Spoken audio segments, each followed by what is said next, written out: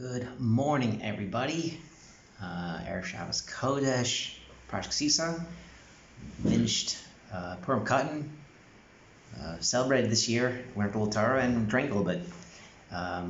Okay, a little fireball's not gonna kill anybody. The drink kind.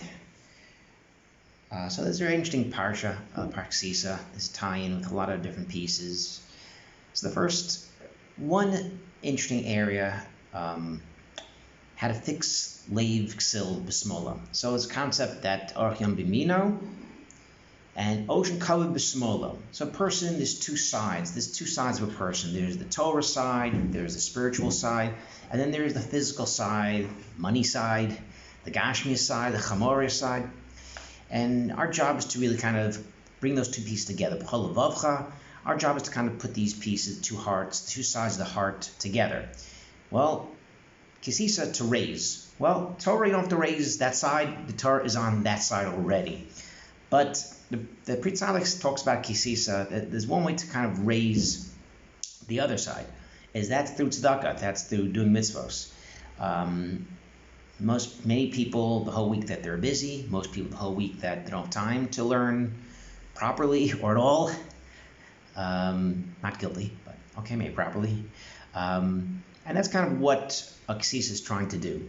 That by giving tzedakah, you're providing other people that they can learn Torah, which is great. But B, it makes you a Baal Tzedakah, and it fixes the other side of you. And the Pri Tzaddik brings down a medrash that L'aseh Lova HaKadosh Baruch Hu make tzel chupos l'balei mitzvos eitzel b'nei Torah. So we all know that the Talmidei Chachamim, they're going to sit in Olam Haba near Hashem.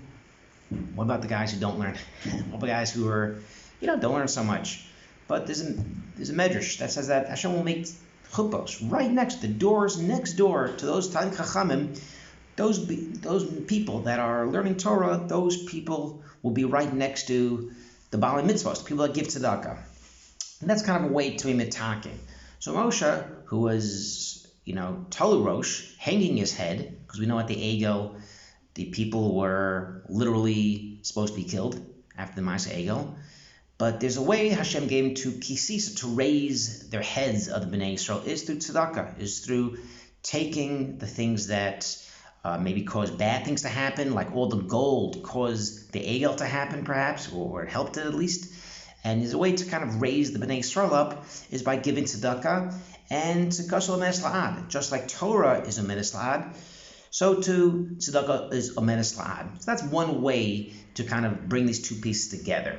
There's another reference as far as two things together, is Ata Echad Shemcha Echad. So those people who are in Daf Yomi, last Motzei Shabbos, there was that famous Tosfos that talked about Ata Echad Shemcha Echad Ik'am Chesod Echad Haaretz, and Tosfos points out why it's literally Shabbos Mincha. Why is it and Shabbos at all? Why mentions all? We know Hashem, Yi Hashem, Echad Shmo Echad. Hashem will be one. Hashem is one. Why by Mincha do we mention this? So the Pri Tzaddik mentions that we need a whole Shabbos to kind of get to the point where we see the Hashem as Echad, that we want to that we're one. We join the two sides of ourselves, like we said before, with tzedakah, with Torah. And we want to come to the point where we're totally one with Hashem. And it's only after the third meal, is by Mincha time. Friday night, we have Shabbos, when we kind of now are in a different mode of Shabbos. Friday night, Shabbos morning, and after the second meal, we're going to Mincha, we're in a restful place. We totally forgot about the work from Friday. Usually Friday night, you're kind of still, some people running to shul, Shabbos morning, people still in work mode, unfortunately, sometimes. But Shabbos Mincha, we're a little bit more calm, a little more relaxed. And that's the point where Adach Shimcha Echad and B'Hashem L'Melech Al Kol Haaretz. We're talking about Mashiach. And just like on Purim, Hos Orav Simcha, we have that by Havdalah, because it's only the time that we get rid of our mundane fights. We get rid of our chamori's battles, the money battles, of doing bad things with our taiva, bad things with our money, all these things that we have to get rid of that. And then we can totally focus on Mechiyas HaMelech, getting rid of our Malek. It's only at the end of Shabbos that we can kind of focus on these pieces of getting rid of Amalek. And the Pri Tzaddik says we have a little bit of Purim into Shabbos. Purim, the whole day is we're trying to think about Amalek. We want to get rid of Amalek. We focus on just B'Simcha to get rid of this worry, this uncertainty, this suffix, which same mantra as Amalek. We want to get rid of this on Purim. Same feeling you have Shabbos afternoon by Havdalah time, is that now we can totally focus on Ora, V'Simcha, Sason, Vikar is getting rid of Purim. It's only towards the end of Shabbos. And there's a piece of this as well, as far as focusing what Shabbos is, because this week's parsha is Shomer B'nai Yisrael Shabbos. We talk about Shabbos. And there's a lot of interesting references. It talks about Lasas Shabbos, making the Shabbos, Shabbos Osai. Well, you're making your Shabbos, but the Torah calls it Hashem's Shabbos. Shabbos Osai, Tu Shabbosim, Shishes Yamim. So the Pri Tzaddik talks about these different references, these different nuances to the reference of Shabbos in regards to the Gemara and Shabbos. Someone who's lost in the desert. You don't know when Shabbos is. So Machlokas. Mar Savar Kiryas Olam. Well, the world was 6 days and 7th day. So if you're stuck in a desert somewhere and you lose your watch and you kind of have no idea where you are, count 6 days, 7 days, your Shabbos. Fantastic. Mar Savar Adam Rishon. Adam Rishon was born literally right before Shabbos. He was born day 6, comes right into Shabbos. So if you're stuck in the desert, Shabbos, boom. So the question, what's going on here? So the Pri Tzaddik says, very interesting, is that just like a person, there's two sides of Shabbos. Adam Rishon woke up, literally was born, and he's right into Shabbos. Doesn't sin. Hours later, after he's a person, right into Shabbos.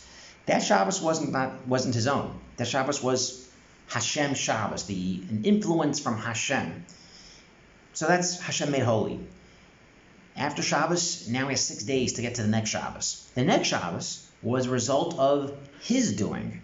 He spent 6 days of getting through the week, working, whatever work was, in day 2 of the world, getting into his Shabbos. So the second Shabbos of Bris Olam was a quote-unquote man Shabbos. First Shabbos was Hashem's Shabbos, second was a man Shabbos. So these two pieces Pri Tzaddik mentions is literally what we strive for. Every Shabbos we walk into shul. It's partly because Hashem's holy day, and the second part is preparing and what we did to get into Shabbos. The work that we did to think about Torah, the work that we did to prepare the food, to prepare cocktails or something. That's the work that we do. And those are two pieces of Shabbos. So just like Chalabavcha, we want to take these two sides, the Torah side, the money side, to make them together.